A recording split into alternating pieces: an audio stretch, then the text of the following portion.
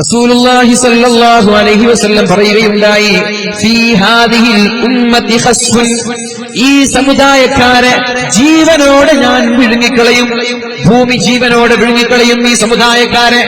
നമ്മളെ അല്ലാഹുവിന്റെ ഹബീബിന്റെ ഉമ്മത്തിനെ അല്ലാഹു ജീവനോടെ വിഴുങ്ങിക്കളയാൻ പോകുന്ന ഒരു കാലം നമ്മളിലേക്ക് കടന്നു വരാനുണ്ട്. വമസ്ഖുൻ, കോലം മാറ്റുന്ന ഒരു ശിക്ഷ വരാൻ പോകുന്നുണ്ട്.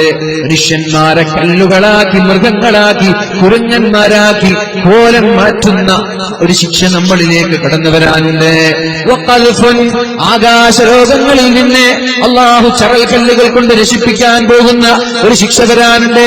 അപ്പോഴാണ് ഒരു സ്വഹാബി ചോദിച്ചത്, മതാ ദാക യാ റസൂലല്ലാഹ്, നബിയേ എപ്പോഴാണ് ഇങ്ങനെ ഒരു ശിക്ഷ നമ്മുടെ സമുദായത്തിലേക്ക് കടന്നു വരുന്നത്?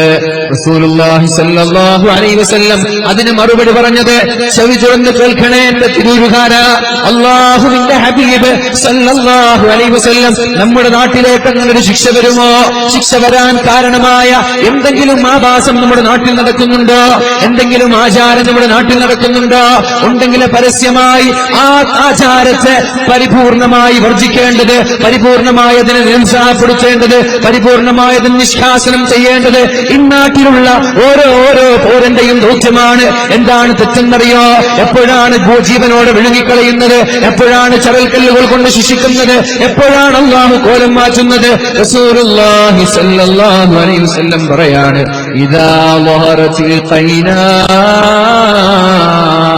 പാട്ട് പാടുന്ന പെണ്ണുങ്ങൾ ഉണ്ടായാൽ. പെണ്ണുങ്ങളൊക്കെ പാട്ട് പാടാൻ തുടങ്ങിയ, പ്രായപൂർത്തിയെത്തിയ പെണ്ണുങ്ങൾ പാട്ടുപാടാനും പാടിപ്പിക്കാനും തുടങ്ങിയാൽ, സ്റ്റേജിൽ കയറിയിട്ടോ അല്ലാതെയോ, അത് എന്തിന്റെ പേരിലുമാവട്ടെ, ദീനിന്റെ പേര് പറഞ്ഞിട്ടാവട്ടെ അല്ലാതെയാവട്ടെ, പാട്ട് പാടുന്ന പെണ്ണുങ്ങള് നമ്മുടെ നാട്ടിലുണ്ടായാൽ, അഥവാ നമ്മുടെ നാട്ടിൽ എന്തെങ്കിലും പ്രോഗ്രാമുകളിലൊക്കെ ഇങ്ങനെ ആഭാസത്തിന്റെ പേക്കൂത്തുകളും പാട്ട് കച്ചേരികളും ഉണ്ടായാൽ, ഇദാ ലഹറത്തിൽ ഖൈനാത്ത്, ഇദാ ലഹറത്തിൽ ഖൈനാതു വൽ മആസിഫ്, മ്യൂസിക്കുകൾ ഉപയോഗിക്കാൻ തുടങ്ങിയാൽ, മദ്ദളങ്ങളൊക്കെ, ബാൻഡുകളൊക്കെ, ഓരോതരം മ്യൂസിക്കൽ ഇൻസ്ട്രുമെന്റ്സ് കൊണ്ടുവന്ന് പാട്ടുപാടി വലിയ ഗാനമേളയായി, കച്ചേരിയായി നമ്മുടെ നാട്ടിൽ ആചാരങ്ങളോ അനാചാരങ്ങളോ വർഷങ്ങളായിട്ടോ മാസങ്ങളായിട്ടോ ഇടയ്ക്കിടെ നടക്കുന്നുണ്ടെങ്കിൽ, ഇദാ ലഹറത്തിൽ ഖൈനാതു വൽ മആസിഫ്, പാട്ടുപാടുന്ന പെണ്ണുങ്ങളും മ്യൂസിക്കുകളും ഉണ്ടായാൽ, വശുരിബത്തിൽ ഖുമൂർ, കള്ള് കുടിക്കാൻ തുടങ്ങിയാൽ, നമ്മുടെ നാട്ടുകാരായ ആളുകളൊക്കെ എല്ലാവരും വേണമെന്നില്ല, ഏതെങ്കിലും ചില ആളുകൾ മതി, നാട്ടിലുള്ള അല്പന്മാരായ ഏതെങ്കിലും ചില ആളുകൾ മതി. ഇദാ ശുരിബത്തിൽ ഖുമൂർ, കള്ള് കുടിക്കാൻ തുടങ്ങിയാൽ, കള്ളാണ് കുടിക്കുന്നത്, എന്നിട്ട് പേര് വേറെന്തയോ പേരിടുകയാണ്. ഒരുപാട് പേരുകൾ, നൂറുകണക്കിന് പേരുകളിട്ട വ്യത്യസ്തമായ കള്ളുകൾ വിപണിയിൽ വിൽക്കപ്പെടുമ്പോ, എന്റെ പൊന്നു മുസ്ലിമേ, എന്റെ ചെറുപ്പക്കാരാ, കള്ള് നമ്മൾക്ക് അനുവദനീയമല്ല.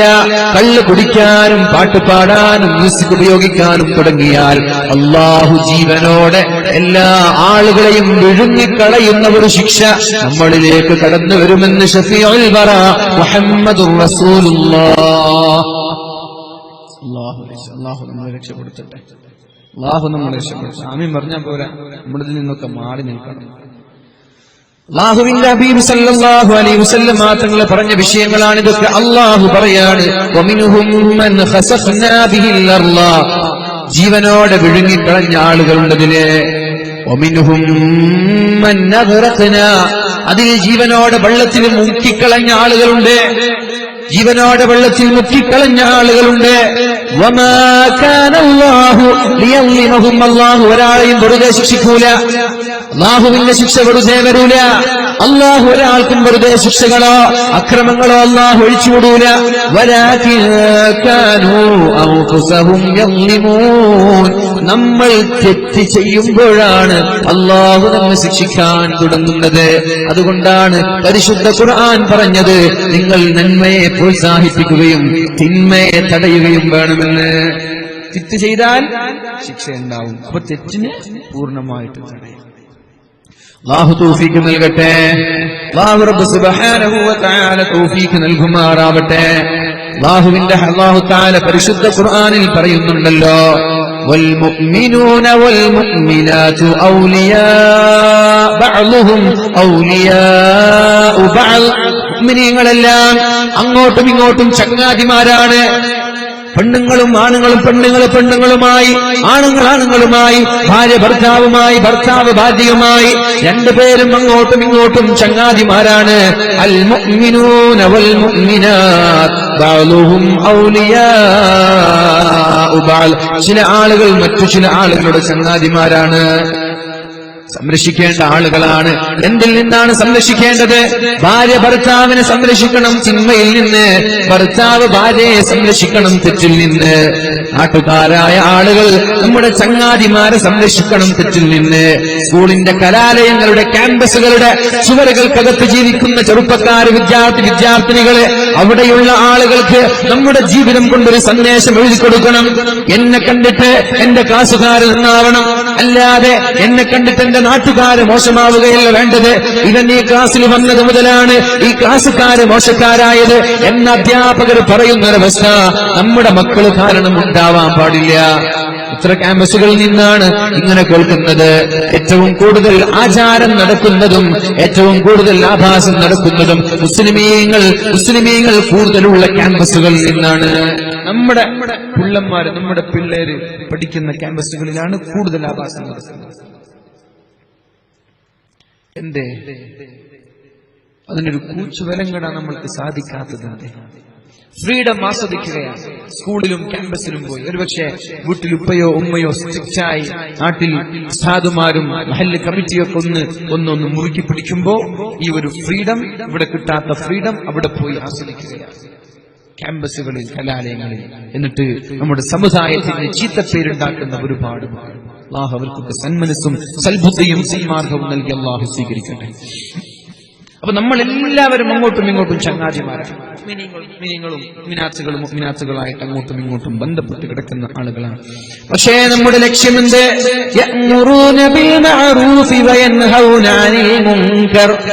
നന്മ കൽപ്പിക്കുകയും തിന്മ തടയുകയും ചെയ്യേണ്ടവരാണ് നമ്മള്. നന്മ കൽപ്പിക്കുകയും തിന്മ തടയുകയും ചെയ്യേണ്ടവരാണ് നമ്മള്. എന്തേ അങ്ങനെ പറയാനുള്ള കാരണം മഹാനായ മുജാഹിദ് റഹിമഹുല്ലാ അദ്ദേഹം പറയുന്നുണ്ട്, ഇന്നൽ ബഹായിമ നിശ്ചയമായും മൃഗങ്ങൾ ആദം സന്തതികളിൽ തെറ്റ് ചെയ്യുന്ന ആളുകളെ മൃഗങ്ങൾ ശപിച്ചുകൊണ്ടിരിക്കുകയാണെന്ന് മഹാനായ മുജാഹിദ് റളിയല്ലാഹു അൻഹു പറയുകയാണ്. തെറ്റ് ചെയ്യുന്ന ആളുകളെ മൃഗങ്ങളെല്ലാവരും ശപിച്ചുകൊണ്ടിരിക്കുകയാണ്. ലോകത്ത് എത്ര മൃഗങ്ങളുണ്ട്, എത്ര ജന്തുക്കളുണ്ട്, ഉറുമ്പുകൾ വരെ. കാരണം ക്ഷാമമുണ്ടായാൽ, തോട്ട് പ്രതിസന്ധി, ഭക്ഷണത്തിന്റെ പ്രതിസന്ധി, വെള്ളത്തിന്റെ വരൾച്ച, ഇതൊക്കെ നമ്മുടെ നാട്ടിലുണ്ടായാൽ മഴ നൽകപ്പെടാതെ മഴ പിടിച്ചു വെക്കപ്പെട്ടാൽ കേരളം വലിയൊരു അപകടത്തിലേക്കല്ലേ നമ്മുടെ കേരളം കടന്നു പോകുന്നത്. അല്ലാഹുവിനറിയാം എത്ര കാലം നമ്മൾക്ക്, എത്ര മാസം നമ്മൾക്ക് ജീവിക്കാൻ പറ്റുമെന്ന്. എങ്ങനെയാണ് ഈ വരുന്ന ഏപ്രിൽ നമ്മൾ കഴിച്ചുകൂട്ടുക? എങ്ങനെയാണ് ഈ വരുന്ന മെയ് മാസം നമ്മൾ കഴിച്ചുകൂട്ടുക? എവിടെ ഈ വർഷം നമ്മൾക്ക് മഴ ലഭിച്ചോ? ഈ വർഷം നമ്മൾക്ക് എവിടെയാണ് മഴ ലഭിച്ചത്? വളരെ തുച്ഛമായ മഴ. വരൾച്ചാബാധിത പ്രദേശമായി കേരളത്തെ ആളുകൾ എഴുതി തള്ളുമ്പോ എന്റെ പ്രിയമുള്ള സഹോദരങ്ങളെ, നമ്മൾ ചെയ്യുന്ന പാപമാണ്. അല്ലാഹു മഴ തടഞ്ഞു വെക്കാനുള്ള കാരണം ആരും ഉത്തരവാദിയല്ല.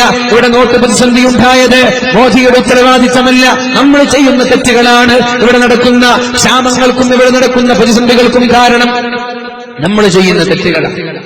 അങ്ങനെ നമ്മൾ തെറ്റ് ചെയ്യും ഏതെങ്കിലും ഒരു വഴിയിലൂടെ അല്ലാഹു നമ്മളെ ശിക്ഷിക്കും. തെറ്റിൽ നിന്ന് മാറിയില്ലേ, ആ ശിക്ഷ നമ്മളെങ്ങനെ പിടിച്ചു കൊല്ലും. മാറിയ ആ ശിക്ഷ മാറി. അല്ലാഹു